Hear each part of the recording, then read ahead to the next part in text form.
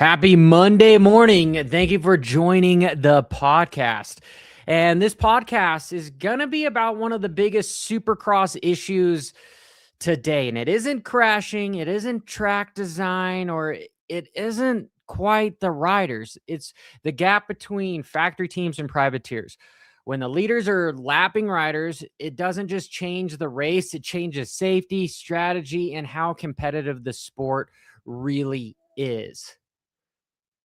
You are watching Moto Unfiltered. Good morning, Coach. How are you? Good morning, legend. I am doing fantastic. I know you're pretty much the WFO today. You got the little baby below you. You got your daughter dropped off to school. Everybody's fed, and you still made the pod. I'm proud of you, man. This is good stuff. Yeah. I'm hoping this podcast isn't going to be a riot, pun intended, because my son is named Riot. So you're doing good, bud. Doing good. Okay. If you want to go night, it's okay. Go night. I will absolutely let you go night. I will rock you. I will rock you. I will let him go night. Well, Johnny, before we get started, everybody in the chat room and everybody who's watching this as a recording has mad respect for you. We definitely appreciate what you're doing to take care of your kids and that's still why get us work done. Okay, Coach. I'm not going to throw any names under the bus because I'm real big. I'm doubling down on the fact that it's time we build a table rather than walls in the sport.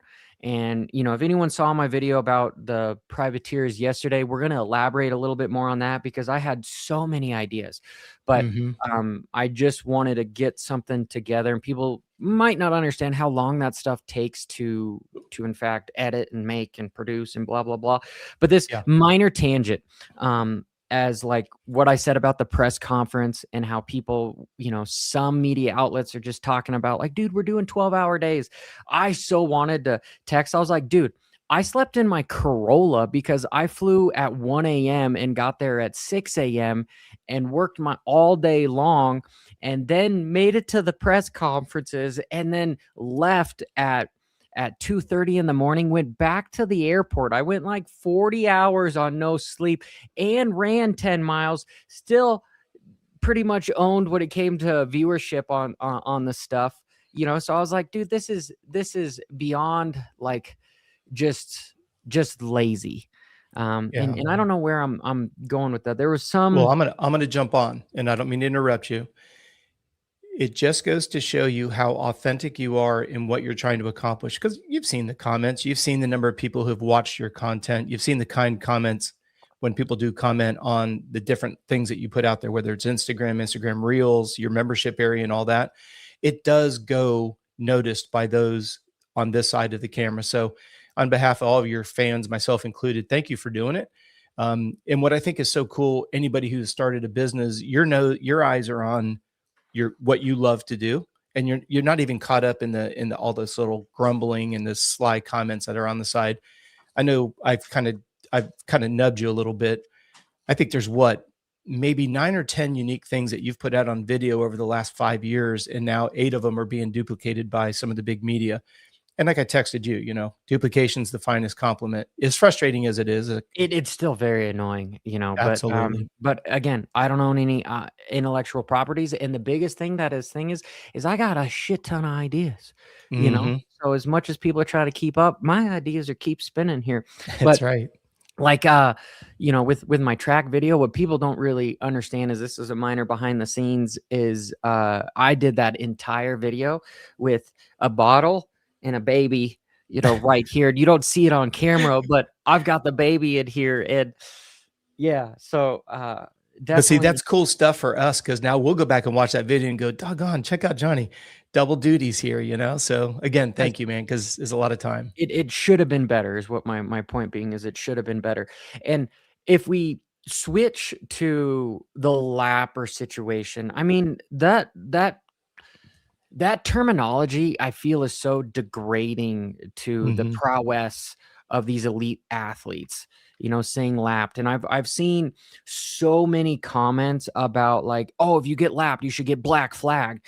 It's like, guys, I understand, but the chances of them being lapped again are very minimal. The issues that happen is when they are being lapped. And there's two big dynamics there. Is the first one is these guys are racing for rent money. So they don't want to slow down, but they also don't want to get in the way of the elites. And I will frame it in the mind of the elites, because there is a huge gap. There's the 1% that are everybody that qualifies for a night show, 22 of the best riders in the world, the 2-digit numbers that are incredibly legit. But then there's a 1% of those guys. And we're talking about the Eli Tomacs, the Ken Roxons, the Cooper Webbs, the Prados, the Sextons.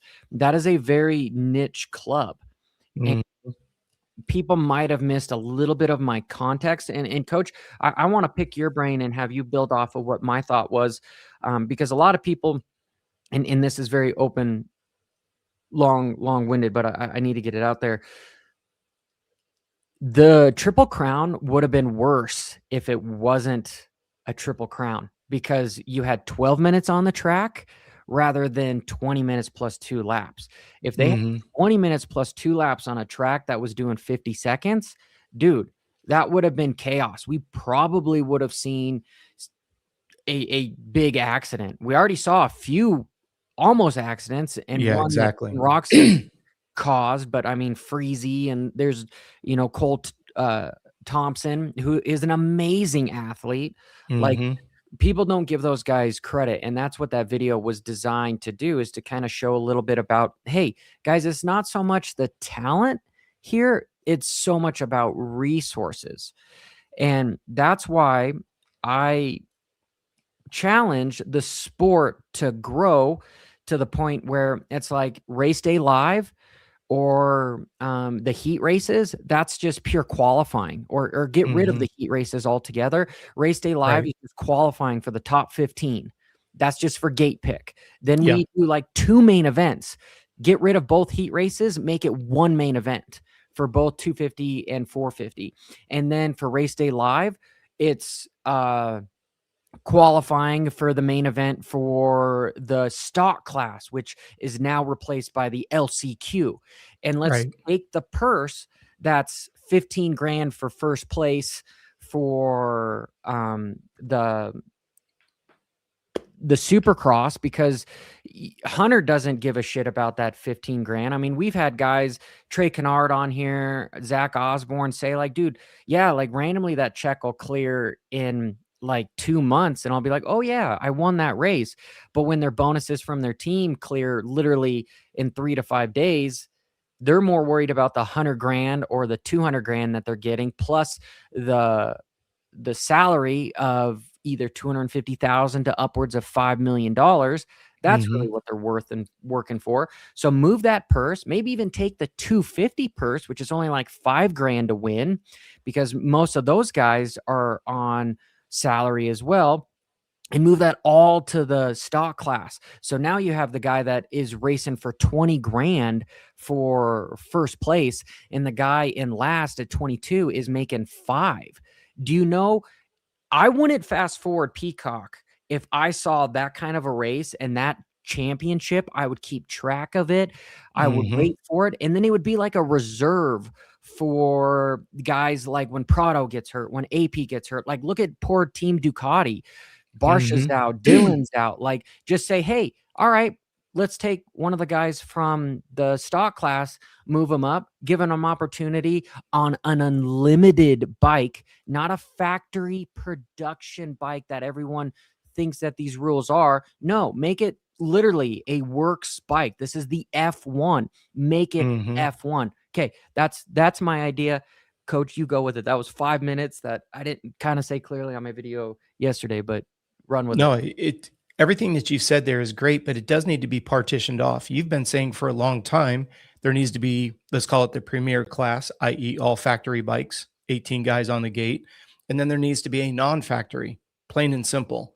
Take the prize money and only make it applicable to the non-factory gate.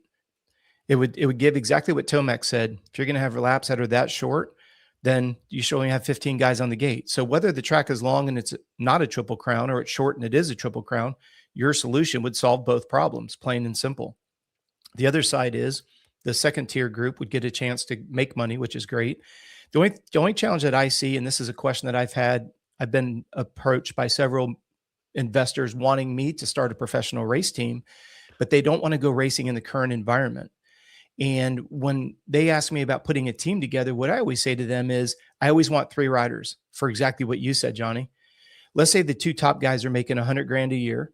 My third place guy, it gets 50 grand a year. If one of my top 2 gets hurt, this guy's already been riding the same equipment. He gets to go up. He goes to 100 grand.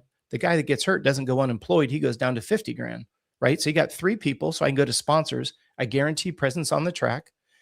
Now, I've got an athlete who's not being asked to ride strange equipment, because even though, like you're saying, Johnny, and we've got examples of people who have been given a chance to go ride the factory equipment, and unfortunately it's just so unfamiliar they can't even ride it as well. Not to. Yeah, exactly. And we talked to Kevin Morantz about that. So that's where in our sport it's a little bit different, because it's not like here's Johnny ripping around on a Husky and then an opportunity opens up at Honda. You wouldn't be very good at jumping from that Husky to a Honda, just using a hypothetical, or Ducati nowadays. So this is why I've never understood why these factory teams don't have a reserve rider that's riding the same tire spec, the same suspension, the same frame. So when they bounce up onto that factory opportunity or that premier spot, there you go.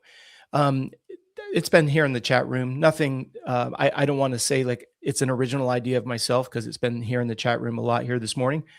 If we're going to keep it the way it is now, and Johnny, you've been very big on, let's partition it off. I think that's solution number 1. It's straightforward. It's more money for the second tier.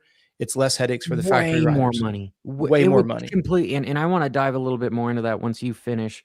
Because I can. Well, no, all I wanted to say was, if we're not going to do that suggestion that you've put out there, which I think is the simplest, safest, and most win-win for everybody, then let's talk seriously about the communication systems. And there's your 2 solutions right there.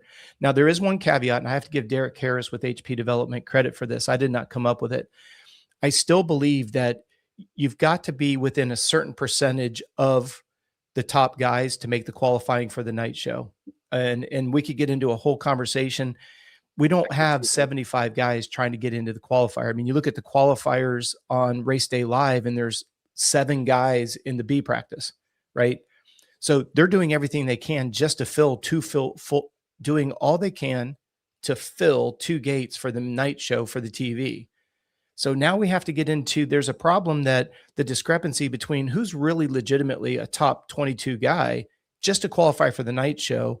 That's another conversation. Derek says it should be within a percentage of those times, and I think that's a brilliant, easy way to do it. But see, that it falls on its face. The only issue I have with that is the only guys that are going to be within those times are factory guys or factory back guys like Joey Savacci, Quadlock Honda, that type of stuff. Every other privateer, even guys like Kevin Moranz that have huge semis and huge supports, talking with Kevin, I'm like, dude, what can you tell me? What do you have in there? What's your gear ratio? What milled head? Like what is it?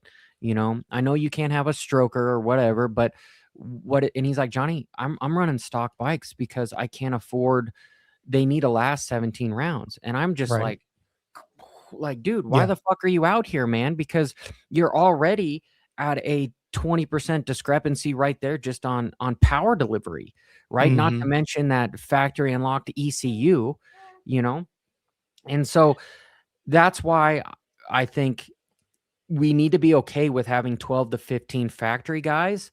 That's the show. Nobody, like, I get mad if you're watching the broadcast and we're watching a battle for 9th. I don't know anyone that doesn't get pissed about it. They want to see 1st through 3rd, right? Yeah. They want to see that battle. So if we only have 12 to 15 guys on the gate, I don't think it fucking matters, because we're going to see a super big, nice race.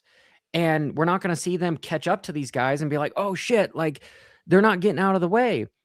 That's why have the LCQ be the stock main. And then we'll get to see another amazing race as well between those guys. It just, what are your thoughts? Makes so much sense. What are your thoughts? Because it was set up right here by Baby Bishop talking about the hard part is we're on a hard TV time, and that does make it difficult. Get rid of the heat races. I'm The sorry. LCQ make it twice as long. Boom. There's no problem with TV time. Absolutely no problem with TV time. Well, Just that's in sorry, coach. And I'm just passionate about this because, you know, I spent like 3 hours. My wife at dinner was like, "What the fuck are you doing?" I'm like, "I've got an idea. I've got an idea. Just I need to get it out here." But the reason why, if I'm finding the solution for your deal as far as why we don't have a reserve rider, we don't have a fucking reserve rider because teams can't afford it. They Mhm. can't afford these high dollar guys to everything is going towards Deegan or Cooper Webb or, you know, we know for a fact that Prado signed the KTM stuff for like pennies, Yeah, right? 500,000 in bonuses. Yep. Yeah, and this is a world champion, right? Mhm. But his stock tanks so much from his antics at Kawasaki, which Mhm. there's more another individual that seems like he's continuing the legacy of it. It okay. I digress. My point being is the ideology of getting rid of the privateers is not fathomable because this sport is not popular enough to be as elite as what people would like it to be. The backbone and how the Tomac and everyone are making money is they're making money from the people going out and buying motorcycles with a dream. If we kill the privateer, we kill the dream. I've got a little brother racing the novice class. His dream is to be Tomac. You can't take these dreams away from these kids. And if you say that there's no path for you to ever race Supercross, if it doesn't just fall in line with win a national championship at Loretta and blah, blah, which by the way is a factory gig at this point, it kills the dynamic. There needs to be an outlet.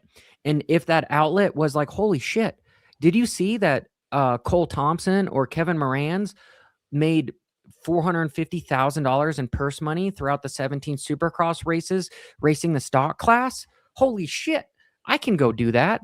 And so Mhm. I guarantee people are going to be flooding the bike shops trying to buy a stock bike. The manufacturers are going to actually evolve. They're going to have more money to spend in R&D for their production bikes, and it'll then fold into the factory guys having their unlimited work stuff. They're going to create so much better safety equipment and just all around cool shit that's going to trickle down to the stock bikes. Mhm. It won't be an instantaneous success, but give it 2-3 years and it'll make this sport so much bigger than what it is. Yeah, I totally agree, and I think this is where your idea of having 2 classes, you I want to unpack a few things that you brought up that are very important. Number 1, you need to minimize the tire knobby size. You know, we're talking about the tracks getting so tore apart, and then we allow the paddle tire out there. We're like speaking out of both sides of our mouth, so that doesn't make any sense. The idea, like you're talking about, if you have 2 classes, I think it was, I I'm still here, apologize. coach. I'm still I here. may have missed. I think it was Bobby Bishop. Bobby Bishop in the chat room is talking about they know that limitation of time's about 3 hours, and I totally agree with you. In regards to the track maintenance, doesn't need to be as much if we weren't running tires that were devouring the track. I still think I like Derek Harris's idea of qualifying times, but I think you make that, you know, amongst the B group, if we may call it that, right? You have the factory guys. Hey, if you're on a factory team, you're in the main event. You go out there, you get your qualifying time for gate selection. We go out and we race, no big deal. That second tier group, that's where I think it is important to have some. I mean, when you see guys almost getting lapped within the first 2 to 3 laps, you shouldn't be on the track. I'm sorry. Now, I know that's easy for me to say, but this is where, Johnny, it's going to be a self-correcting mechanism. If all that prize money was to this, let's call it the B race. I don't, because like I say, those privateers are the fastest mofos. Hey, a B You see them. is better than saying lappers. Lappers just sounds so derogatory. I'm just talking about from how to differentiate the money. Take the prize purse and give it to the non-factory gate. Let's just call it the non-factory gate. But then on that non-factory gate, we will see 45, 50 guys trying to qualify for that night show because there's money there. And this is where, and I'm not into redistribution of wealth, but I'm also vehemently against greediness, right? You've got betting money, you got TV money, you've got ticket sales, you've got concession sales. See, this is the and shit. The prize purse is 40. Is Justin, I'm not trying to call you out. It's just, it's a good example of what the fans see, is get the slow guys off the track. They're not fucking slow. They are not slow. It's, you take them to, you, I don't even, it's a 125 should never be on the track with a 450, plain and simple. And that is the gap between privateer bikes and the factory bikes. I'm not going to say that like the factory guys, those guys work their fucking ass off. They deserve to be where they are. They are the 1% of the 1%. But there's a lot of guys out there that with the right equipment would be inside the top 10 multiple times. I'm sorry, coach. Continue with your No thought. apologies. No. And I don't think that Justin's saying anything incorrectly. It goes No, back no, to, no, like you no. were saying, a factory gate, straightforward, then having a non-factory gate. And then this is where I think all of our ideas can meld together. I'm just going to say it. There are some people that are just they're showing up at the race. There's not enough people to really make qualifying matter. They're going to get into the night show no matter what. And they're just simply off the pace. If you're looking at, I'm not talking about the factory guys, I'm only talking about the privateers. That's where Derek Harris's idea of being within a certain percentage of that fastest qualifying time, because even in the non-factory gate, if you're 2 to 4 seconds off the pace per lap, you're dangerous. So that's where 100%. I think, that's where I think in the non-factory gate, if you get lapped, you're off the track. Because then what would be interesting is every time somebody gets lapped, I mean, we could end up with a 40-minute main event, right? We lap until there's only 3 dudes on the track. I'm being totally sarcastic. But you add the idea that you've got to qualify for the non-factory gate within a certain amount of time of the leaders so that we have a competitive group. Then what you have to do is then bring communications into that on top of it. But it goes back to, we still have to partition off the gates first. And that's been your idea for 2 years now. Just like I've been saying to you that Hunter is a great rider if we see him healthy. I said that 2 years ago. You've been talking about splitting this class for over 2 years. The solutions are there. I've had conversations with Davey Coombs and Feld, and I'm like, guys, you are killing the privateers. And they're like, whoa. What do you mean? What do you mean? Because they know the business model. They see the numbers. Sure. They see that like, whoa, we can't do that. And I'm like, guys, how are you not? Because you have SMX Next that you basically have to be invited to. And that's how you get your Supercross license. Yeah, you can still, with my other video that I made, you can still make your Supercross license through motocross, but it's becoming more niche rare. What's happening is you're only 90% of the riders that are going to get their pro license here forward are factory kids. And that's a minor problem. There needs to be an outlet.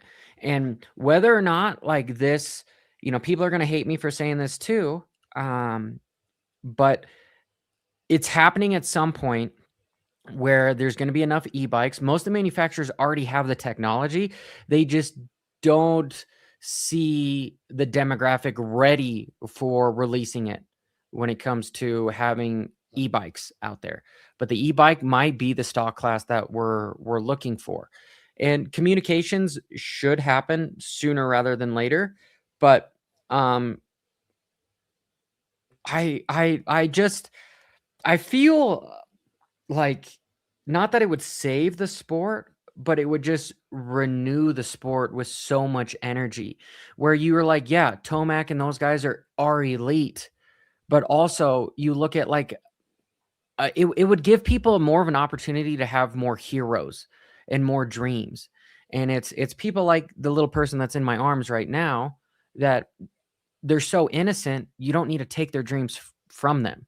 And if we just ostracize the privateers now, it makes it, it's nihilistic. Why even try if there's a 0.0% chance that you're going to be able to make a living out this? But if you can, I'm not talking about having to come up with more money, or like, this is just repurposing the resources that are at hand to make it better. And it it seems, why don't we try to do it? And I think with the Triple Crowns, I think every Triple Crown should be a bracket system. First race goes out there, even with the factory guys, 22 guys out there. Then race 2, if you didn't finish in the top 15, you're out. Race 3 goes down to 10. So you only have 10 guys out there at a time. And dude, did you shit again? I just changed this. This guy is a pooping machine, man. You know, I do it like once every other day. You are like 3 times a day. How is it that your plumbing works so good and you don't move? You need to make that it definitely needs to be a sound clip that you put in on your Instagram as you're sitting there solving the world's problems and you look down and you go, did you shit again? That's like that's the quote of the show here today. Yeah. Somebody that's in the chat room, because I don't want to take my eyes off and start typing, go to Google or chat. How much money does a monster truck on average produce per venue against a Supercross? And the reason why I'm curious about it, Johnny, is when we look at the idea that the privateers continue to show up and pay money to race, and it's the only sport we've the talked factory a lot. guys, they pay money too. They all People do. don't know that, They all do. but the team pays it for them. Right. But think about how ludicrous that is. Just stop and think about how silly that is. So when you look at the idea that you would never see, and I'm not up to speed with the new baseball and basketball players. I know LeBron James is still out there, but can you imagine LeBron James being told your contract is going to be based on how many 3-pointers you make, is how your salary is going to be deemed. Now, the part that we've talked about over and over and over again is I don't see our sport. You talked about breathing some new life into our sport. I don't see our sport trying to do anything to make itself better.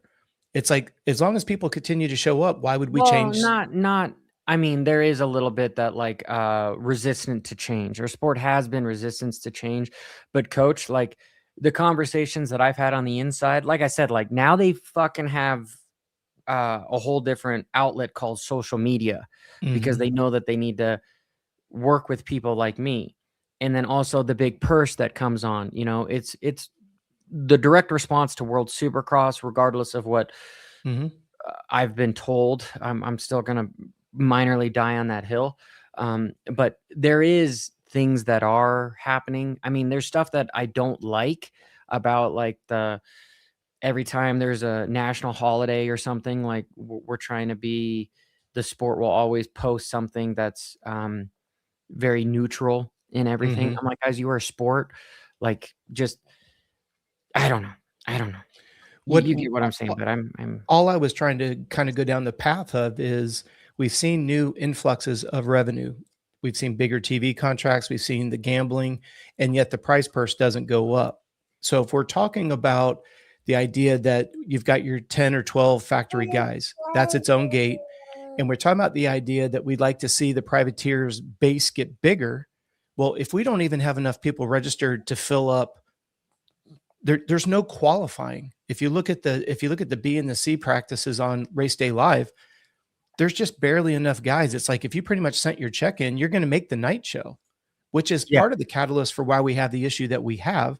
Now, again, all those guys are fast, but just because you sent your check in and there wasn't enough people to you have to race against to qualify, that's where Derek Harris's idea of you've got to be within a certain percentage point, because like the overall consensus here in the chat room is those lappers become dangerous. We saw what Freezy.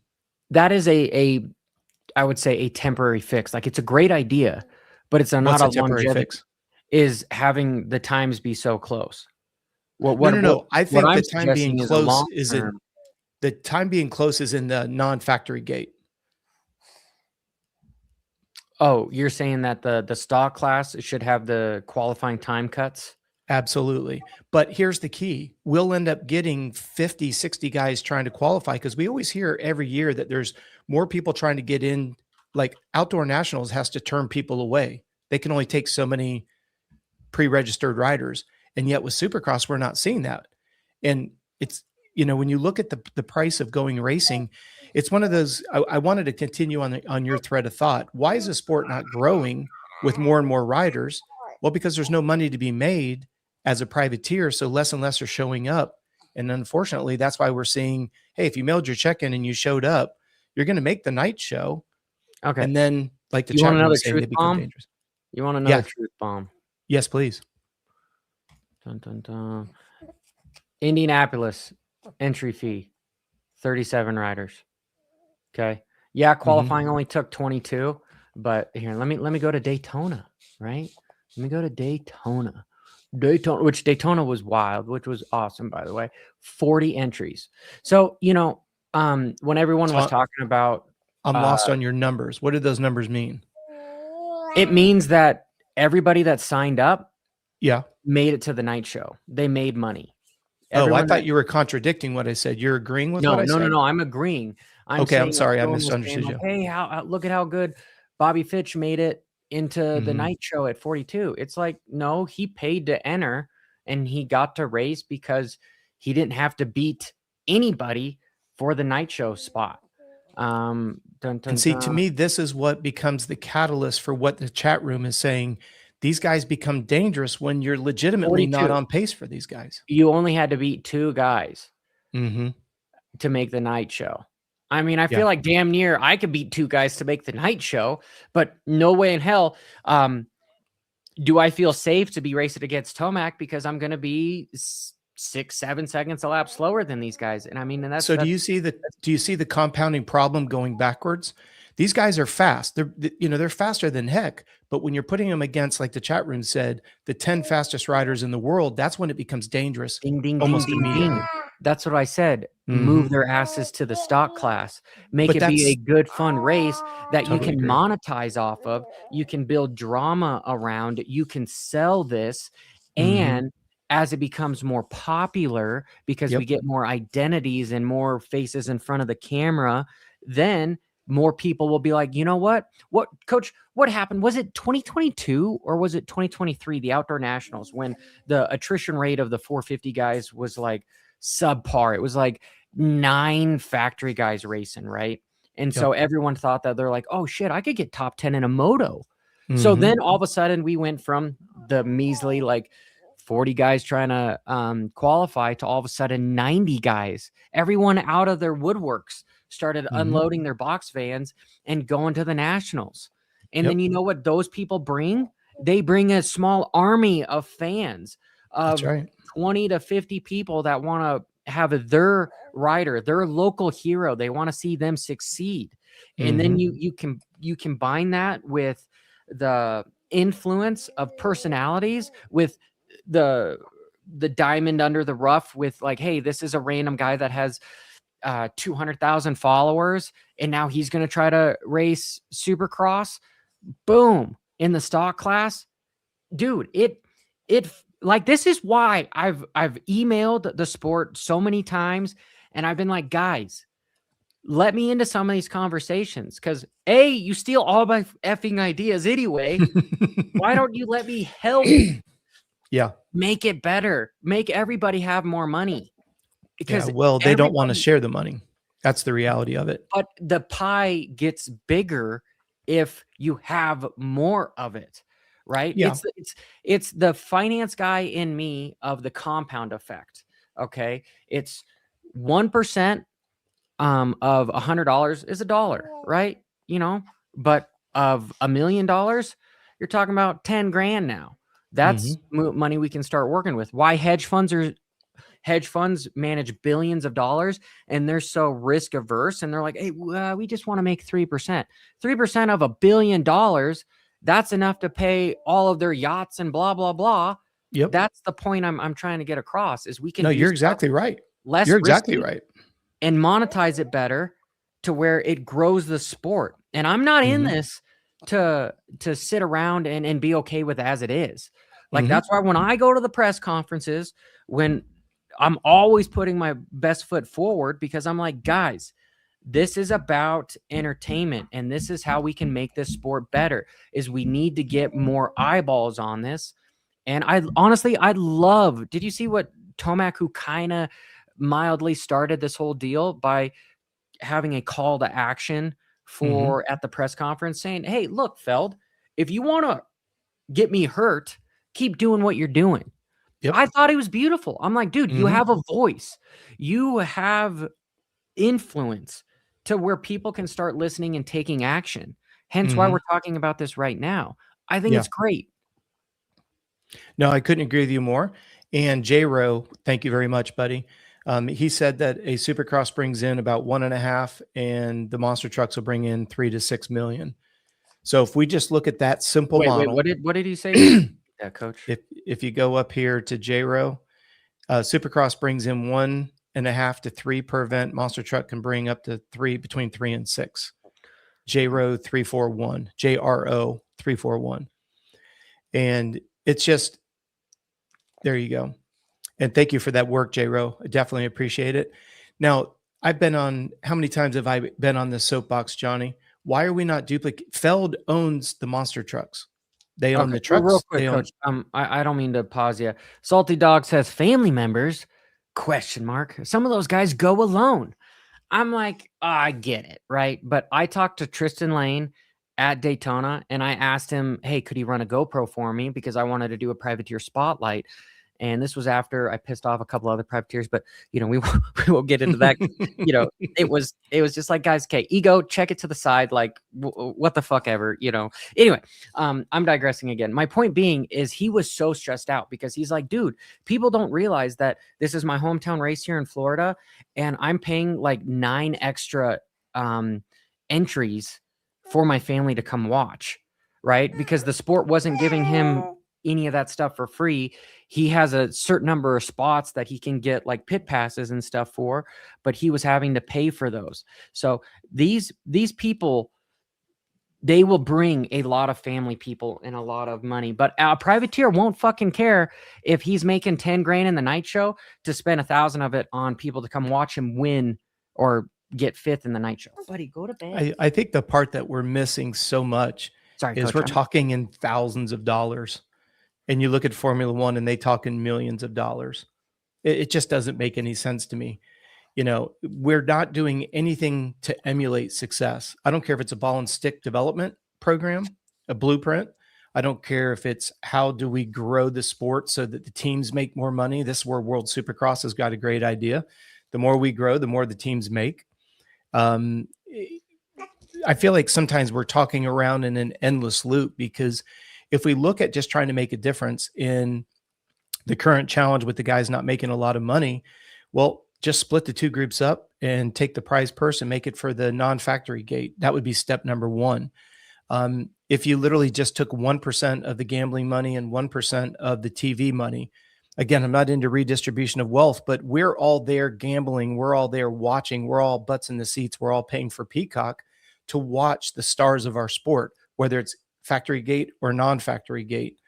Why does it seem like such an forbidden concept to say, hey, let's just take 1% of each one of those revenue streams and put that into a purse? If you wanted, go to a fair race and they pass the bucket around and it's dash for cash. And isn't it amazing how generous people are? Take $5 out and throw it in a bucket. Now the dash for cash is $2,500. Well, what if, just not to be insulting, right? If there's 60,000 people in the stands, everybody gives $1. Now we got a $60,000 dash for cash, and put that into the B race, put that into the non-factory gate race. How you've got everything. You've got the, you could scan the barcode, or you could do the QR code, and you're sitting in the stands, and you could add $5 to a prize purse. And we do dash for cash. We do them in the European races, and they're really, really popular. Well, instead of making it a dash for cash, why don't we just do a QR code? Now, here's the part that I have a problem with. Why do they put the burden on us as fans when you're getting betting money, TV money, you got all the gate fees? You can't take 1% of that and put it into a purse, because we're back to the idea when you said that when all of a sudden people thought they could make top 10, they came out of the woodwork simply to make what, $1,200? I can't believe we're talking about thousands of dollars instead of millions of dollars for these guys. Yeah. Well, coach, that's why the underlying issue is, before we can talk about big, massive money increase, it needs to come from somewhere. We need to make it bigger. And part of making it bigger is rejuvenating. Rejuvenating. The heart of the sport. And that's exactly making the stock class. And it helps all of the local businesses that make handlebars, that make clutches, that make foot pegs, that make suspension components, all that kind of stuff. Motorsport Outlet would probably invest quite a bit more money into the sport because of the amount of sales that they have increased on stuff, because these riders are going to be buying more sprockets. They're going to be buying more chains. They're going to be buying more tires because more of them are going to be racing. Sure. Right. And still leave. And then the elite guys, because it's a rising tide, those guys will then the lowest factory contract would be no less than a couple $1 million. Right. Still. And then the top end, we're talking tens of millions. You look at Formula One, and I saw posts by track talkers and everything. Like, can you believe like the top 4 Formula One guys are making $70 million? And I'm like, can you believe that each weekend they sell around 100 to 150,000 tickets to be present, not to mention how many viewers watch. And when we think about Supercross, they make about 20 million viewerships over the course of the entire year. The entire year of 17 races is how many viewers that come to this. And a typical stadium, like this mildly upsets me too, is, I will work with the sport and they're like, hey, we have a sold out deal, or this is the highest selling event at the stadium. And I'm like, okay, well, what's the number? You want me to run with it? You want me to tell everybody that this is the highest selling stadium out of Supercross? Like, I'm stoked. Hell yeah. More people are watching. What's the number? We got to keep that to ourselves. I'm like, come on, guys. Yeah. If you want me to work with you and help do it, give me the damn numbers. Let's improve this. But you got to give them an A on consistency, because like you said, give up a little bit now and enjoy the exponential growth over the next decade. Give up a little now, reap more of it later. But coach, my idea is not giving anything up. It's not, but it's a mindset. Oh, we can't give you that number. Our sport can't even get out of its own way. And then they try to justify it and they try to spin it as if, well, if we give that away, that it's somehow going to hurt our numbers. I think that's the biggest concern. It's one thing to say the numbers are big, but if you can't back them up, right? If they go out and they put a number and somebody goes and crunches the numbers and they go, oh no, that's off by 40%. It's a wrong comparison, is the theft of joy. And what we're fucking doing is we're comparing this to football or soccer, which is astronomical, a huge, huge difference.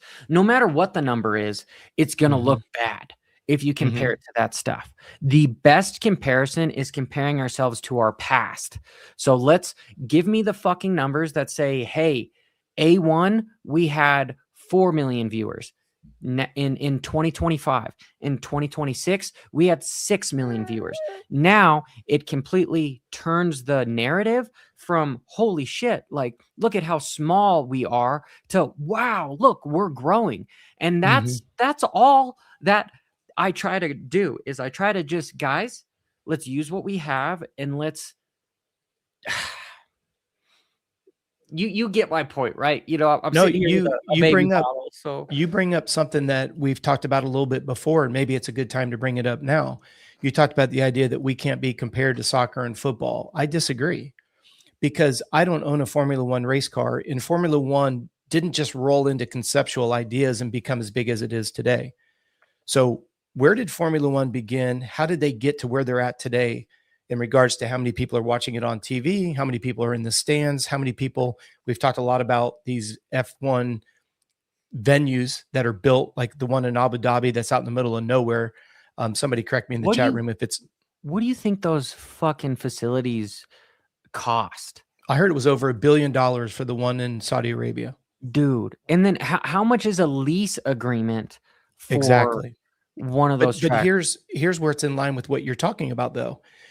What offer was given to those? Somebody in the chat room, correct me where the location's at. Is it Abu Dhabi? Is it Saudi Arabia? UAE. Okay. Emirates. Okay. So all of that Hey, you got a Gregory Prime in here for $20, man. Thank you, Gregory. Appreciate you, brother. Damn, Gregory. Yo. That's awesome. Hey. Coffee on me. Yeah. I appreciate it, Gregory. That's didn't have to do that, my friend. Does Gregory have a question, Johnny? He wants out there? Yeah, Gregory. You got one, throw it in there.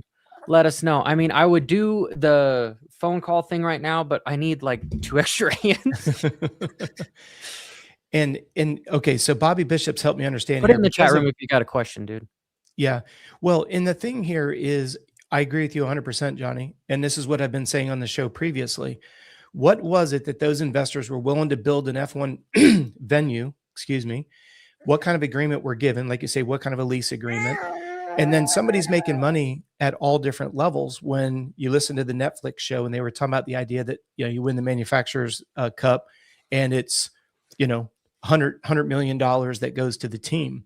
So somewhere there's a breakdown in the way that our model is designed, and then the way that a model of, and I'm going to purposely not use a ball and stick sport, right? Because people say, oh, well, it's a lot less expensive to buy a soccer ball than it is to buy a motorcycle. I understand that. I don't own a Formula One car, but because of Netflix, I now watch it, as we've talked about. And the other thing that we have to keep in mind is the attraction. We got another member here. Tremor 84, appreciate you for joining. I got a bunch of new content on there, and I'm going to be releasing more content over the next couple days. I got some pretty interesting conversations with like Reed and some other stuff that I think he was a member last month, Johnny. But this is a he renewed it. He renewed it. Yeah. Anyway, good job, man. That's good. No, that's awesome. I had a big bump in memberships, and then I had a bunch of cancellations. And I'm like, I get it. It's going to take a little while to get this going. But if you want to be a part of the Unfiltered crew, it's going to help me get to the races because I got nobody helping me get to those races. Hey, let's talk about this because we could talk about the Formula One and the model and the distribution of wealth. And, unfortunately, it's just a bad situation, and it doesn't look like it's going to get better anytime soon. What do we say about the Vince Freeze almost taking Tomac out, jumping from right to left? I want to see fines. I want to see points, license points. Has anything been posted as of today? Monday morning? They take so damn long. I mean, honestly, maybe let me look. I would have thought that would have been pretty quick. That seemed pretty obvious to post. But here, let me look. Sometimes on the sheet it'll say something right away. Okay, this would it be? I can see some of them, but like when you watch that drone footage, I mean, the way Tomac's foot comes off the bike and goes behind him, I just can't believe he saved that. I mean, that could have been so fugly. Yeah, it's not usually we'll have something maybe at the top that says, hey, this person is docked lapped or blah, blah, blah. So nothing. So again, it's a little bit, okay. Not that cynics criticize while critics analyze. This goes back to the consistency kind of stuff. A lot of riders speak up about having issues with lappers and certain riders. This is where fines are in order for stuff. Find the team, find the rider, do what you can. There's I was watching Drive to Survive last week. Amazing Netflix show. And it was at the Las Vegas GP. And it wasn't Mercedes. Who's the other big team? McLaren. All the riders that went like 3-4 got disqualified because their ride height was a millimeter too low. And so they just too low. Yeah, they just DQ'd them. Just DQ'd them. Just boom. Championship points gone. Yeah. Yeah. And it's like, come on, guys. And it was within an hour after the race. I mean, before they even went to the award ceremony, it was already in the pits. I get the pressure. Like I get having when I get told a lot of stuff, people are like, you guys don't get it because I got to see these guys week in and week out. And, they got to kind of like me. And I'm like, no, they don't. You're in a position where your riders, people shouldn't like you kind of a thing. You got to stay separate from that stuff. A lot of the stuff that I say, then I go to the races. Sometimes people, it's difficult because people don't like what I say. That's okay, but I got to stay indifferent. Hey, Johnny, what do you think might be running low on time here, Coach? what do you think about when they have all their drivers sitting around in a semicircle and Max Verstappen just looks over at him and says, "Get a fucking faster car"? Yeah. Can you imagine Tomac dropping the F-bomb? Can you imagine Webb or Jet dropping the F-bomb? Right? They should be able to. Well, that's where I was going with it as well. You want to know go to what I mean? bed, so It's just one of those situations where you're just like, the fact that, hey, your skid plate was 1 millimeter too low and your 1 and 2 gets completely disqualified and it's within no time at all. It's like, boom, you're out. No questions asked. Here's the rule. I've mentioned this before. I've never met Jeremy Albright. I've only been around him when I was working with Chisholm and he was riding with James at San Manuel. But I really thought that when Jeremy went over there, we would have seen a totally different implementation of the rules there at the AMA level. So, and I would just be curious for those guys that are in the chat room, what would be your suggestion when we step back and we look at the idea of, we've got this behavior point system that's going on.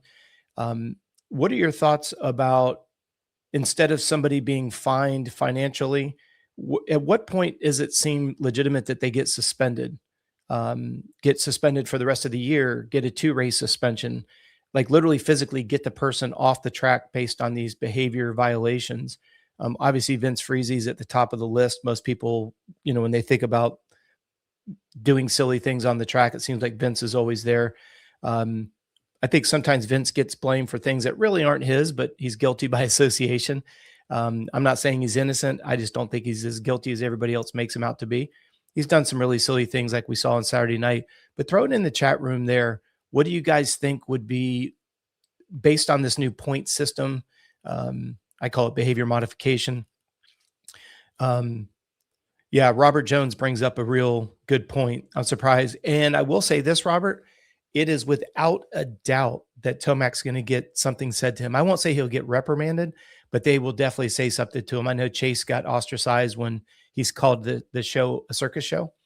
Yeah, pro points license. I like game over. I mean, at some point, it's like, if you were I always say as a litmus test, can you imagine if you were raising a child? And I grew up in an era when we got paid $5 to mow the yard, take the dog out, do the trash. And if the yard didn't get mowed, we didn't get our $5 allowance. It's pretty simple, right? You didn't dare ask your dad, hey, where's my allowance? And you didn't mow the yard. At this point, it's like, how many times do you have to say, I'm sorry, before finally there's some hardcore ramification? I like right there, like Treminor said, severe 3 strikes, you're out. So you guys are on the same page as I am. This is one of those situations where it's kind of like, oh, I'm sorry, I won't do it again. Oh, I'm sorry, I won't do it again. I'm sorry, I won't do it again. I mean, how many more times do you have to give somebody a hall pass? And I don't want to keep going back to the most obvious this weekend, but if Tomac, when you watch that his left foot come off and he's kind of side saddling the bike, that looks pretty scary.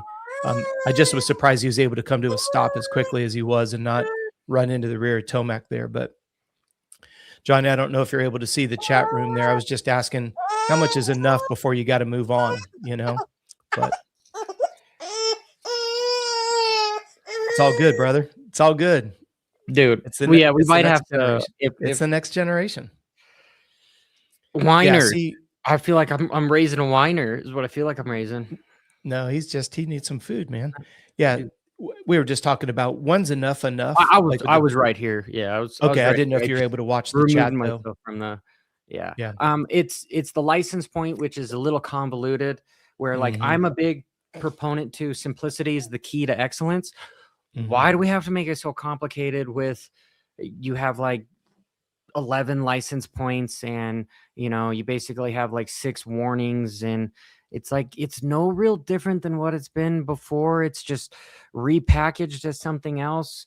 But if you have this system, use it.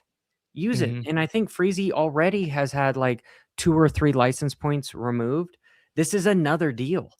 And I want to see the storyline when Freezy's like, oh shit, you mean to tell me that I've got 1 more strike and then I can't race? Because then that's the real scary thing. That's when the rubber meets the road, when he's like, I can't provide for my family because I can't go race and I can't make a paycheck if I do this again. Sure. And truthfully, what he did, I think, was more of like borderline cross jumping because of ruts where he just made a mistake. And so this would probably be the most minor infraction that I've seen him do, but still, you know, But see, I it disagree with you because, almost, he didn't do it on purpose. He wasn't trying to, but he looked back and knew the race was coming. He shouldn't have even jumped that. His ass should have ridden again, that coach, tabletop. bigger problem. If we look at bigger Yes. picture, you've got these lappers that are getting blue flags. Yeah. Again, I hate that word. You've got these lappers that are getting blue flagged, but they Mhm. still want to race Yeah. because each position is $200 to $400 for them. Yeah. That's why move their fucking asses to a class that they can actually be successful in, make a good paycheck, and get the fuck out of the way of what the viewers want to see. People are not paying Peacock subscription to watch Freezy take Tomac out. They're paying to Right. watch Ken Roxon and Hunter and Tomac potentially take themselves out if that ever happened. Well, Right? you did see it. You saw Roxon and take out Plessinger. You know, I mean, it Yeah. happened. Isn't Yeah, it ironic that yeah, it all happened in the And same race? that was a mistake too, but I think Yeah. what the chat room has said, there's a lot of validity involved with these knobbies, and when I've talked to the Dunlop guys, Mhm. they've told me that the spec tires have different lengths than the production tires, and that Yeah. alone right there baffles me, where it's like, guys, people don't understand that tires are so huge. Mhm. And you're telling me that like the factory guys have sidewall compounds that are different than everywhere else, and then the top knob compound is different and they're lighter, right? They have different air pressure because of how light they are, Mhm. and the knobbies are different. And people want to yell that like, oh, they need to get the fuck off the track because they're so much slower. It's going, guys, they are racing an uphill battle Mhm. that we already have a works class. Yeah. We already have a works class. If you're giving a unlimited, very rare tire to only half the field, that is a Mhm. massive competitive advantage. That's like saying half the field can do PEDs, but then the other half can't. Like, Yeah. come on, guys. Well, think about this, Johnny. I'm not a big drag race guy, so if there's an NHR guy in here, help me out. But you go to a drag race, right? And you have the funny cars, and then you have the trucks and the motorcycles. And then what does it work up to? Top fuel dragsters. And there's like 6 dudes. So you only get to see 3 heats of elimination. And then finally you have the final main event, and they go through their rotation. Can you imagine you go out there and you've got Supercross next, then you've got the 250s, then you have the non-factory gate, then you have the factory gate. So you got 4 races, right? You do that every single round.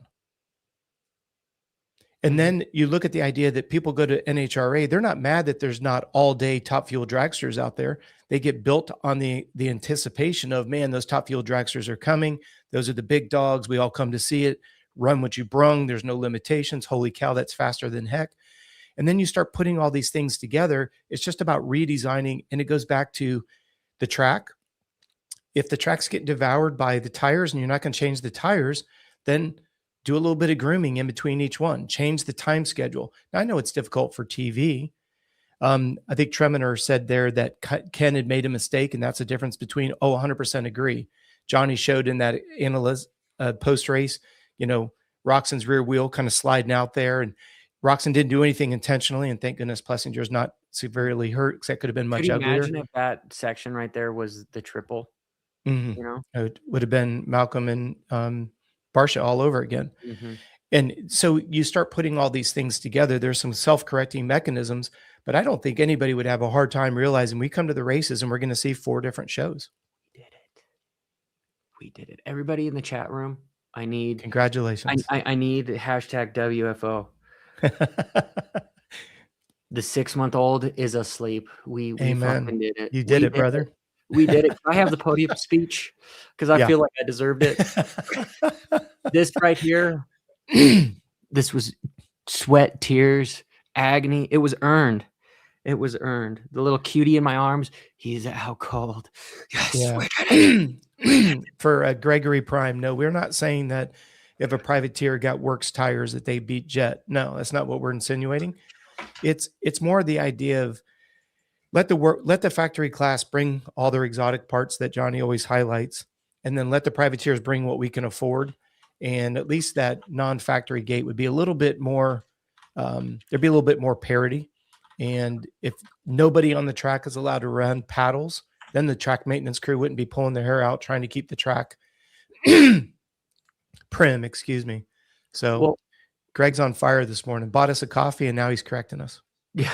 And coach, imagine Love how you, much brother. better racing we would have, Oh, because yeah. you have guys that normally might not get a good start, but if you get rid of 8 or 9 guys that get in the way, we'll have better racing up front. We'll see. What about the betting? You could bet on 2 different races now just in the 450 class. You would think that would be better for the betting odds, would it not? Yeah, wife is asking how it's going, because when I told her Say that he didn't, say it was seamless. He fell asleep immediately. I've got this, babe. No problems whatsoever. yeah, I'm just a come off pro. like there was no struggle whatsoever, No babe. struggle. I It don't know was, why. dude, smooth as Yeah, butter. yeah. No If worries, babe. I got this. Just don't if watch I'm the trying to show. get laid later, I need to just Exactly. like, yo, I've got and this. hey, excuse the explicitness of the podcast, but my brand is Unfiltered, and this is just always 100% me. Very professional, but also very fun at the same time. And Yep. I don't know how professional it is bringing a baby to the workplace, but you know what? You do Oh, what you no, no, fuck. no, no, no, no, no, no, no, no, no. I'm gonna disagree. It's either bring the baby and have the show or don't have the show. I think everybody, how many do we have here? We had how many people we have live? Couple hundred live. We've got a good chat going this morning. Those are people that would have missed out on a Monday morning. What's going on in the racing? How do we solve the world's problems? That's what we do in a fun way. Not like you say, what is the criticism, critics, cynics that you say? Oh, cynics criticize while critics analyze. Yeah, That's the thing. exactly. It's like, you can. I feel we can have an opinion, and I push people to have an opinion, Mhm. because opinions are very important. However, if you're just gonna piss on something without a solution, then get out of here. You need to Yeah. have a solution, because, yeah. But the ball's got to bounce both ways. You can't, if you're going to be a promoter, you've got to be willing to say, okay, what can we do to be better? I don't care anybody who's in any business who thinks that they do everything perfectly and nobody needs to get better. And I think that's kind of where the fans have a little bit of a disdain taste in their mouth, where it's like, hey, this is the way it's going to be, and we're going to shit on the privateers, and we're not going to have big prize purses, and we're going to bring in gambling, and it's okay. Truthfully, like, this is a PR opportunity to do exactly what I think the sport has been trying to do. Is they've been trying to simplify the privateers, because, coach, we've said it, okay? And I'm going to call a spade a spade. Mhm. We've done some giveaways, and some of the privateers have just pissed on all over them, where they just haven't put in the work. And I'm not calling out everyone, right? But there is some there needs to be some hand-holding at times. Like, sometimes people say that, like, hey, you're not successful because you just don't fucking work your ass off. That can be true at times, but there's more context to that. And let's really show the privateers that are working their ass off. Guys like Tristan Lang, guys like Kevin Moran's, that are there week in, week out, that are putting in a lot of effort, that aren't just kind of phoning it in because they don't know what else to do in their life. I see a lot of guys at the track that sign up because they're like, dude, all I know how to do is twist the throttle. And I believe the sport kind of has their hands tied because of the privateers. The privateers come in, they don't have a number as far as how many entries they're going to have. And I mean, there's a lot they could do with, like, unionization, and they could also have, like, health insurance for the factory guys. And because if they knew that every weekend they were going to have 17 riders, they knew what their names were, boom, boom, boom, boom, that's the end of the class, that's done, it's set in stone. But there's always this influx of new individuals. Do you see the problems that the sport is having to go against with having this whole production rule This is a way to turn the production rule into an add-on and make it be kind of a spectacle. Make it be, because people will show up to, why is it that people go to Monster Jam? They go to see their crash. favorite truck. Yep. They go to see it smash and burn and wheels fall off. I'm not saying that we sacrifice the privateers for the betterment of just entertainment, but I'm saying you put 22 of the privateers that are damn good riders out there and have them race for $20,000.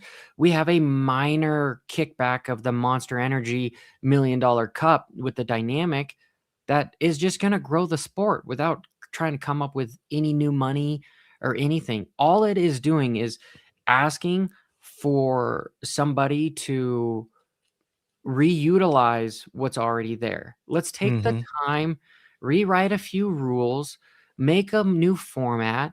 Don't fucking fuck with the factory guys, because they're your bread and butter. They're the ones that are making the money. They are the cream of the crop. Make them fucking happy by having them say, hey, you're not going to have guys like Vince Freeze out there unless Vince Freeze gets on a progressive Twisted T Suzuki ride. It just baffles me that there is some semantics involved to make it happen, but people don't want to put in the effort to make it happen, right? And it's I think it's so perfect. I think it's so perfect. It's so perfect. The privateers triple, quadruple their pay. They will fucking, okay. You know what? We've got guys on YouTube and all this kind of stuff that pick apart the sport, and we just want to be negative. Some of the privateers are super negative about it. You fucking pay the privateers 2 to 3 times more money. Now you have a market share, a demographic of 90% of the people that are just love you to death because their quality of life has improved. Their family has improved. They are now feel a sense of responsibility to give back to you, because by human nature, you're good to me, I want to be good to you, right? Take care of the effing privateers. The sport would be so much better. You would have this, the negativity would fizzle out. Yes, we will still have some criticism, which is good, constructively, but do you feel the presence of the solution, Coach? Because I feel like I see it. Yeah, I mean, it's almost so simple, it's complicated. Because if you take the NHR, people show up to see the top fuel dragsters, and everything is built on that. The way that they stagger the races, the order of the races, everybody's, if you watch the stadium, as they get closer to top fuel dragsters, more and more people get into the stands, right? But nobody's complaining that there's only 3-4 runs of top fuel dragsters early in the day, and the excitement builds throughout the day on the elimination. And think about who makes that show. Now, again, we're running 2 cars at a time. I know it's slightly different, but nobody's going and complaining that there's not 3 hours of solid top fuel dragsters. And I'm just using that as an example because it's a direct parallel. You have your SMX Next crew, you have your 250 guys, you have your 450 non-gate factory, and your factory gate 450s. And shit, Coach, why not just have the privateer stock class be a, scarcity principle? Let's make it rare. Let's make these guys want to be there, and let's have an 8 race series. Okay, in Supercross. So you've got 17 rounds that are run just by the pure factory guys.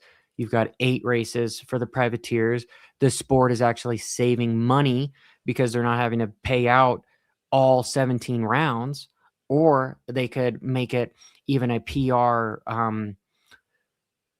They could double down on the idea and double. You're saying 2 separate series, 7 races of nothing but factories and 8 non-factory? No. I'm saying all 17 races factory, because the sport needs the money. The Peacock deal is all sold on 33 races.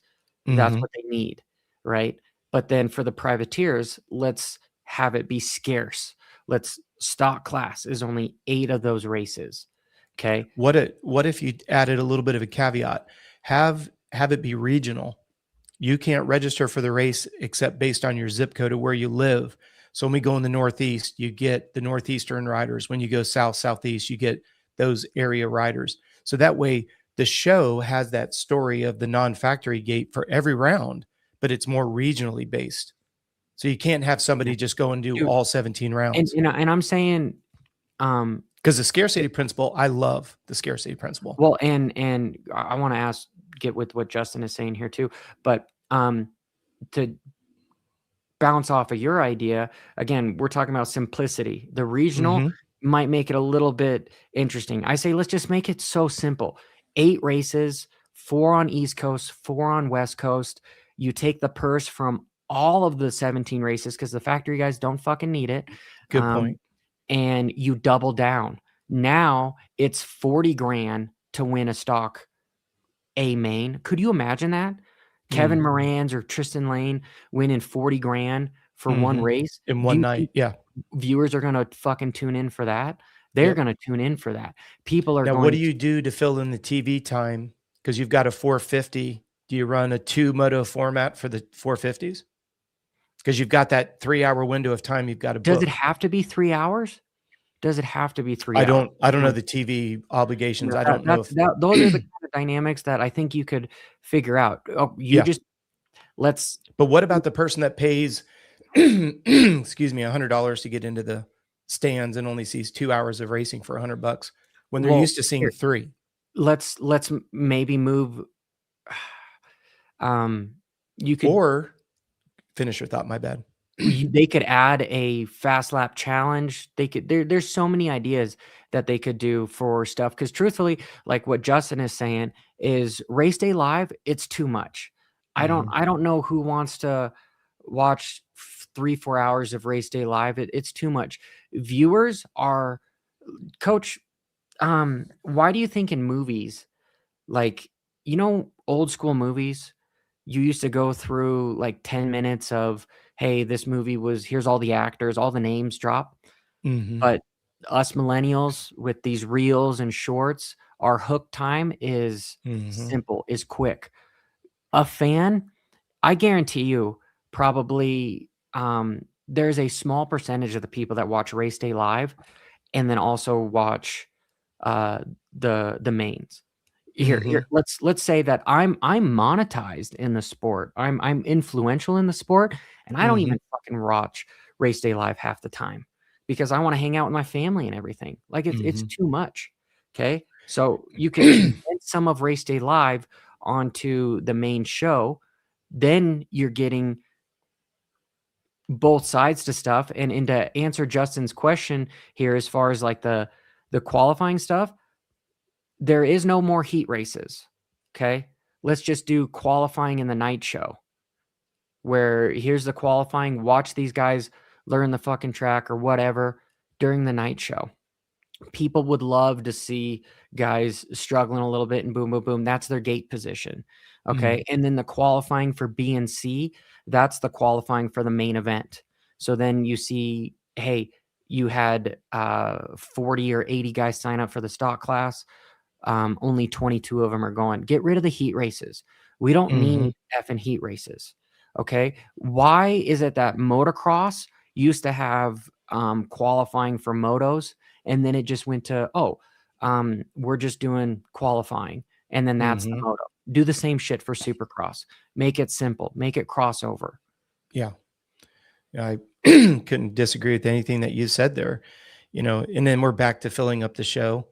I really don't have much more to add to it. And JB do a great job. Get some different names in there. Okay. Get some. Those guys have a hard job just talking for 3 hours and, they got a little bit of like their Kawasaki minute. I could do it. Yeah. But you would do it if JB and AC could do it where there wasn't the commercial political influx. If it was like it used to be with Jim Hawley and Daniel Blair, where they literally just sat in bench race for 2.5, 3 hours. It's a completely different show back then. Now it's too commercialized. It's boring. There's too many. You can tell when they're being told something in their ear and they're just regurgitating it. It's not what it used to be. Sorry. It's lost its enamor. Now you still have two very good personalities there, but it's just become it's too corporate now. And that's why, I mean, all you got to do is look at the chat room here. Most people say, yeah, I'm cleaning the house, I'm doing other things while race day live's on. I only check in with A and B. You know, it's just a different environment. It gives us an extra opportunity. I'll check in with it a couple times just to see who was fastest qualifier. But I don't watch it anymore like I used to with Daniel Blair and Jim Hawley. It was what it was, you know? Okay, we've got a question by Bud708. Bobby Piazza isn't a main even guy on a factory bike. Logan Letzel is a top qualifier on a factory bike. Give those guys. Bobby Piazza finishes 10th in the stock class, makes 10 grand. Logan Letzel wins the stock class, makes 30 to 40 grand. You don't think that these guys are going to start acting like more professionals, you know? And like the sport coach, I find it very funny how we've got professional athletes, but yet people don't know how, like, people think that they're glamour this, glamour that, because we see, I'm not talking about repurposing of wealth, redistribution, but maybe a little bit here, because you see all this stuff that we get memorized by Jet Lawrence being 22 years old with his Lambo, and Mhm. Deegan building this $10 million facility. You know, it's not healthy. It's not healthy. Kids get addicted to, oh my God, I saw Deegan with Logan Paul. Truthfully, I think Logan Paul is a piece of shit. Like, that is not somebody that you should ever have your kids idolize. And it's dangerous. It's dangerous marketing, right? And people believe that the guys that are on Supercross are making good money, but they're not, right? Only 1% of the 1% actually are. The rest of them are struggling massively. Factories or privateers? Even some of the factory guys, Because you I was know? going to say, I hope you were talking about the factories. People don't realize the No, and discrepancy and, of like, those top. even, and I'm talking about, like, we start getting more eyeballs. We start doing a Mhm. little bit better job marketing, right? You know, that's Mhm. why I'm like, the sport, like, with the information that I give, I'm like, "Guys, with your resources, we could be growing this so much more by showing these little bit of stuff, and Mhm. just evolving and building on top of each other," you know? Mhm. Where sometimes I feel like I'm working against the sport for stuff, and Or is the sport working against you? I think there's a difference. maybe a It's little not bit. like you're well, I'm gonna disagree with you because I think what you're asking for is for the betterment of the sport with some very simple solutions, like you say, not just criticism. But then when it falls on deaf ears, like there's not that engagement level. And it's interesting, the people that are in the decision-making positions, they do communicate with you when it's convenient for them and there's something they want to get across to you. But that's why I say it seems to be the stream only goes one And you know direction. what's funny, coach, is, like, I hear so much by people that, like, I've sold my soul, and, you know, I've, uh, to be where I'm at, and I'm like, "Guys, Mhm. I am so positioned on the outside of everything Mhm. that, like, I have not given up my morals on just A, family, B, trying to help as many people as I can, and C, just passionate about stuff. Mhm. And that's why, like, whenever I do point stuff out, it's, again, it's analyzing and being crucial, and but having solutions to stuff. Mhm. 'Cause we've said this before, without a solution, you're just another cynic here. Mhm. And I've got so many ideas, and I am hell bent on propelling all of us further. And, like, when I look at people, and, you know, and truthfully, like, it's funny, like, I walk around, and I probably should film it, you know, but I'm like, "How much money are you making?" You Mhm. know, I know that's a loaded question, but how much money are you making? What Mhm. are you doing? And coach, no shit, dude. Like, walking through a bunch of the media stuff, a lot of them are like, "I'm not making anything." Mm-hmm. And I'm like, what the fuck are you doing here? Mm-hmm. What the fuck are you doing here? You But know, isn't and it interesting when the privateer isn't making money, they'll say it's a niche sport and you're just living the dream. But when you put it in a media capacity where we don't have the risk factor, it doesn't make any sense. Like I may enjoy, I'm going to take something in left field. I may enjoy open water swimming, but if I don't get paid for it, I can't pay my bills. Doesn't matter how much I enjoy open water swimming, right? And isn't it interesting if you're media and there's no risk applied, it seems very illogical to keep doing what you're doing. And then we look at the guys in the pits that are paying to be there, putting their life on the line and making $1,400 if they get seventh in the main event. That doesn't make any more sense either, because the media guy didn't have the expenses of the bike, all the parts, everything to get there. The media guy had an airplane ticket, maybe a hotel, a rental car. but again, you don't understand sometimes what people have been through to get where they're at. And, you know, like, that's why, like, sometimes, Coach, when I've been crucial about the press conferences on stuff, I think to myself, I'm like, there are so many people that would do a better job here. Like, it's crazy, Coach. Like, it's crazy how many comments and support that I have gotten on being a journalist, when Mhm. I'm like, that is the number one thing that held me from being at the press conference, is Mhm. because I was told how many times, like, I don't have a journalist degree and everything. And I'm like, guys, you're missing the point. I'm not a journalist. I What was I going to am, say, correct me if I'm wrong, but I don't remember you ever saying you were a journalist. no, no, no. Okay. Just want to But, clarify. but it's funny how I've gotten so many comments of being like one of the better journalists of the Mhm. sport, which I don't need to be negative about it. I need to just be like, okay, maybe that is kind of where things are going here, you know, I'm but confused. Where's the negativity coming from? I just on myself, just on myself, as far Okay. as, like, that's not the realm of what I'm going for, Because that's you what know. they're calling you, and But that's not what you consider yourself. Is that what you're saying? I guess I just being overly critical, maybe negative, as far as like, no, no, no, no, no. I'm an analyst. I'm a teacher. I'm not a journalist, you know. But But is that the opinion that you want of people to have of you, or is that the opinion you have of yourself? Where's their misalignment? it's probably more about me on that. Okay. Because I And don't think that's it's why, like, fair for you. Go ahead. Excuse me. well, I just me trying to get into Moto GP, like, Hmm. dude, the fucking hurdles for stuff and the amount of just no's for stuff, I'm like, guys, come on, give Yeah. me an opportunity. Like, let's just I'm biting at the teeth at stuff, because Hmm. this isn't enough for me, like, Hmm. I want more, and I want to make things better, and I have so many ideas, and this is weird. Yeah, I mean, this is all general on It's the it's all relevant. yeah, Yeah. it's all relevant. That's why I was curious if you're confused or disappointed that a fan calls you a journalist because they like your questions, or are you getting this? You're being called a journalist by the inside media. I want to clarify what you're talking about there. A little bit of both, Okay. like, Because I don't think it's fair for you to be disappointed that the fans and the spectators are calling you a journalist, because that's a compliment. I know you see it as that, but you're humble and you don't want that title.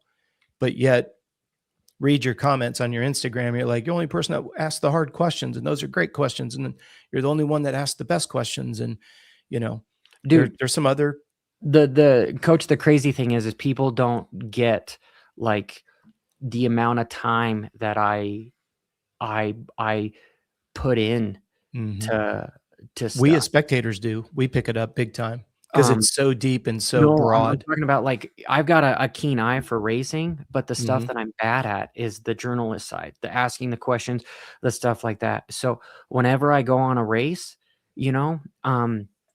it's nonstop the whole entire time, the entire weekend. I'm jotting down notes. I'm writing stuff.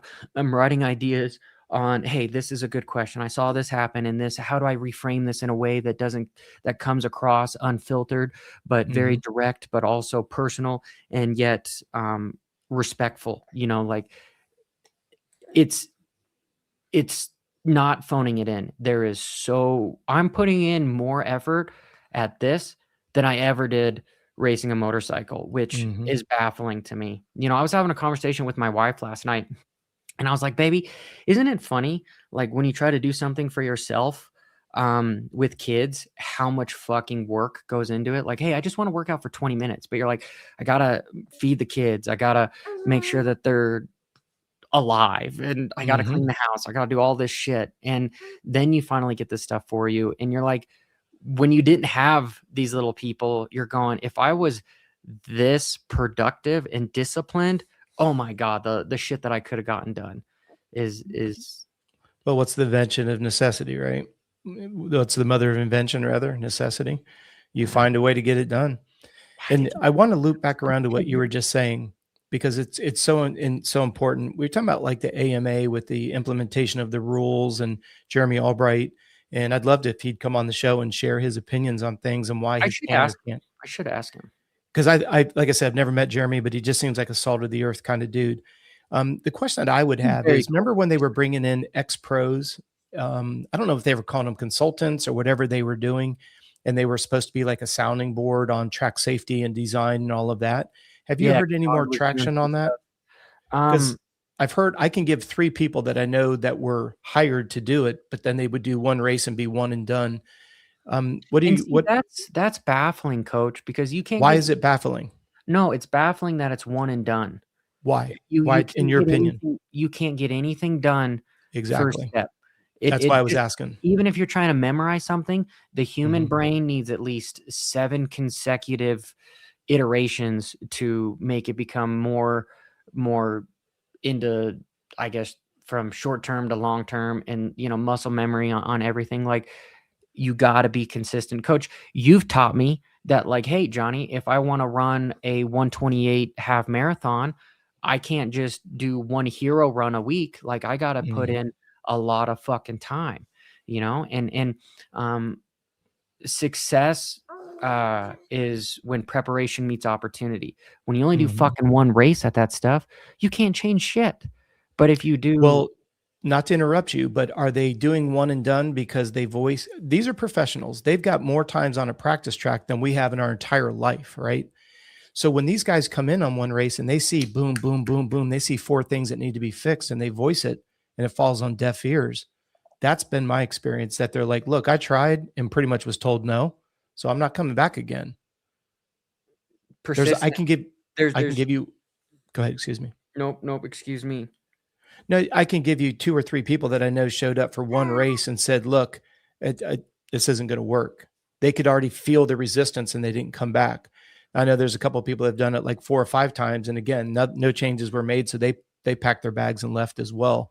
And I was just curious if you heard what is the AMA's solution for that? It was a really cool idea to bring in an ex-pro because they can spot things that are a problem, help the track design team, but it just seems Truthfully, like I that's can't kind of fall comment quiet. on it because I haven't done any research on that 'Cause I particular haven't topic. heard anything. That's why I was wondering with you being boots on the ground if maybe you had heard it Dude, when I'm boots on the ground, wide open. it's so much, yeah, so much work.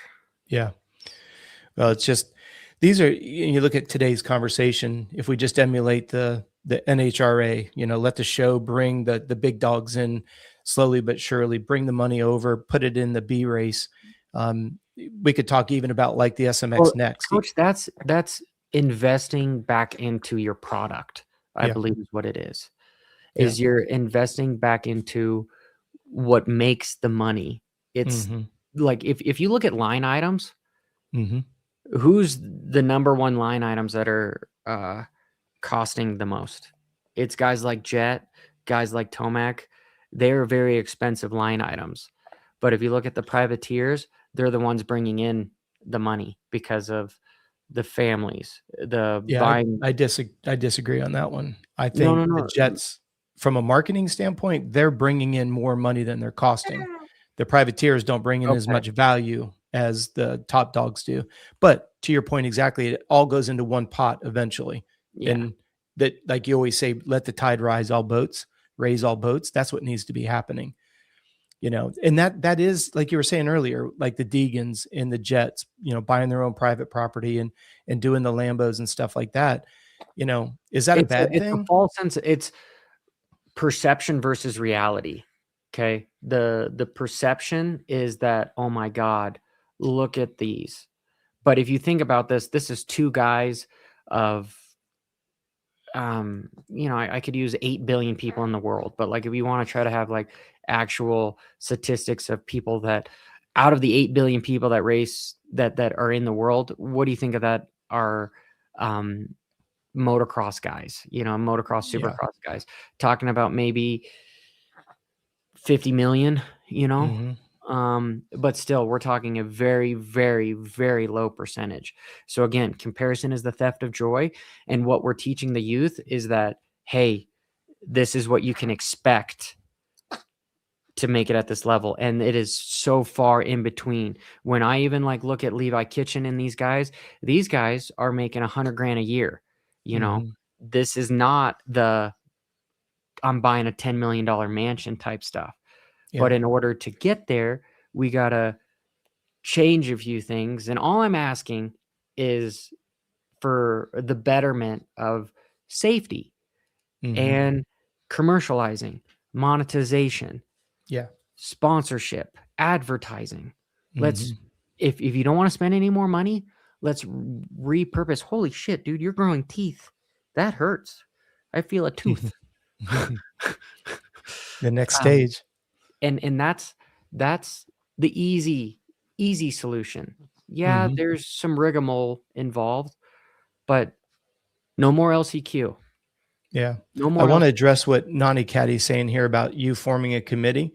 Nani Cat, great point. And it would, a riders union is something that gets brought up quite a bit. And I think most of the people here in the chat room and anybody who's watching live or even as a recording, you've got to recognize that these guys, their hands are tied. If you look at the contract that they were required to sign 2 years ago when betting came in, they all had to take a betting class. If you look at the small print, a few of the new additions they did this year was all media that's captured by a rider is the property of Feld and MX Sports. And there's a clause in there that says you cannot collaborate at all, which essentially when you sign that contract, what you're saying is if you join a riders union, you will essentially not be allowed to race. So that fine print is there intentionally because they know that there's more and more rumblings about a riders union. But to your point, though, Nani Caddy, I hope I'm saying that correct. The problem that you run into is, and there's the current batch of pros, they're stuck because they're not going to be able to create a union because they'll be left out.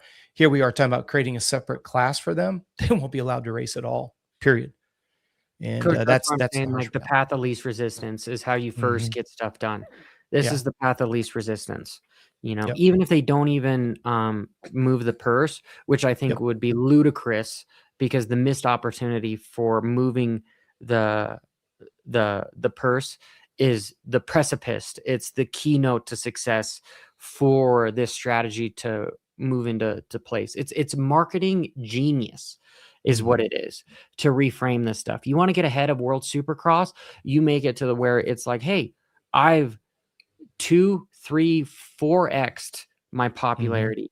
I want to see the peacock numbers of the LCQ versus when you make it into a stock class, the retention involved. The retention would be phenomenal. And you want to talk about outside sponsors. Who has more outside sponsors? Is it the factories or is it the privateers? It's the privateers. Privateers are sponsored by local Jimmy John shop or whatever, HVAC, whatever. They need more exposure. Okay. If you look at F1, why is F1 so big? They've got Bybit. They've got HP, Hewlett Packard.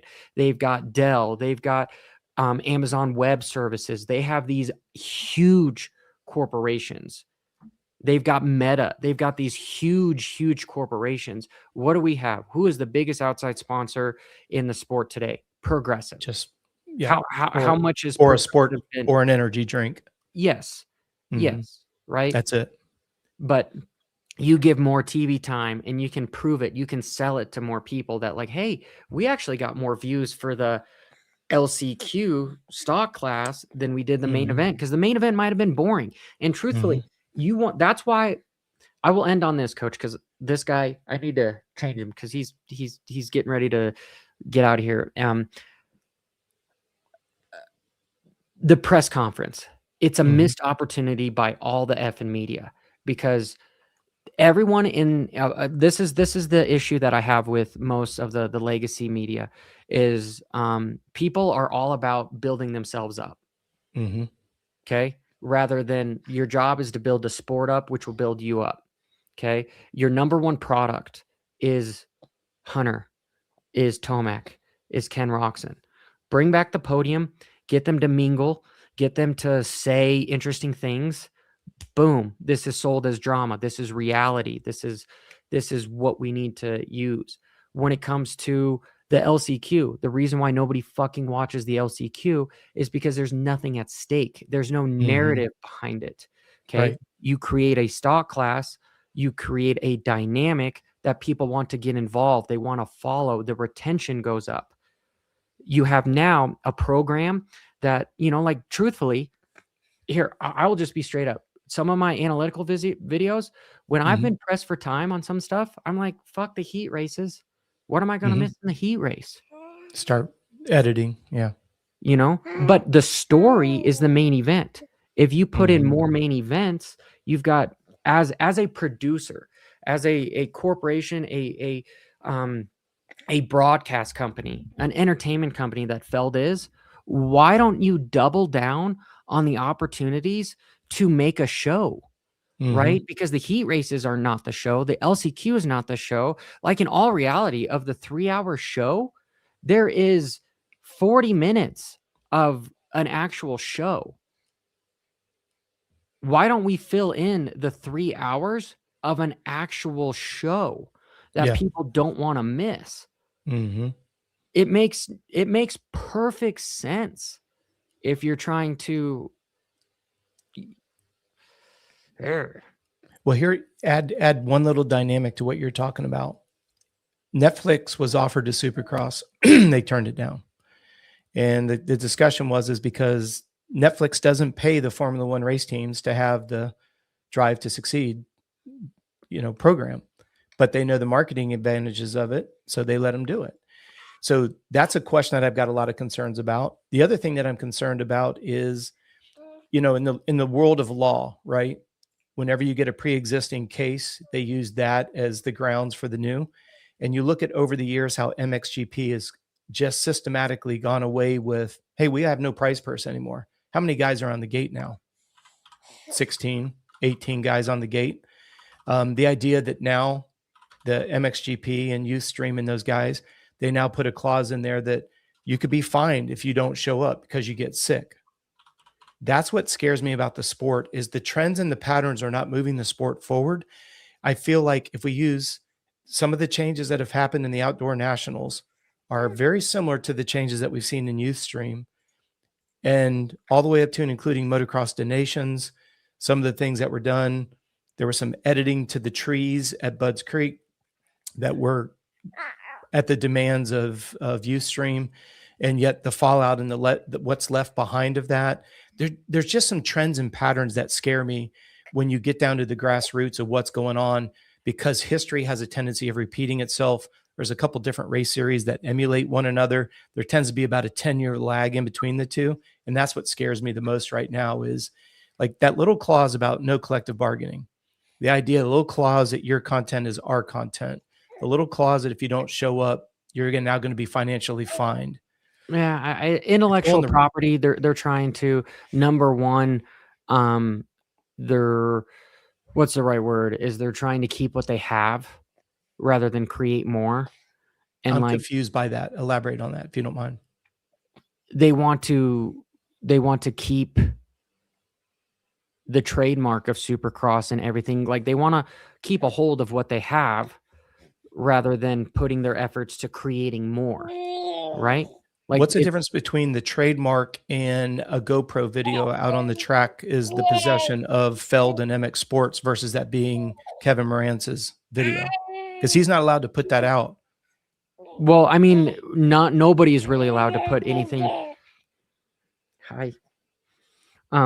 About we're getting into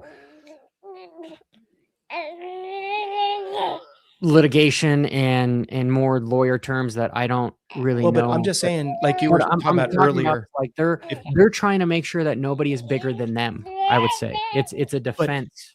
if you go back to what you were saying earlier, if you've got 40 riders at the races and 40 dudes have 40 YouTube channels and 40 social media platforms, that race is getting more exposure, not less exposure. Yes, And yes, they're yes, not having to do the heavy lifting. yes. This All is these, why this is why I've been trying so hard to be part of conversations to grow, is yeah, because if you because look that's at what confuses me. emulation on, like this is like the little fights that I've gotten with other Mhm, podcasts and crap over stuff. It's like we live in a new world, where we mhm. share, where we snip this and blah blah blah.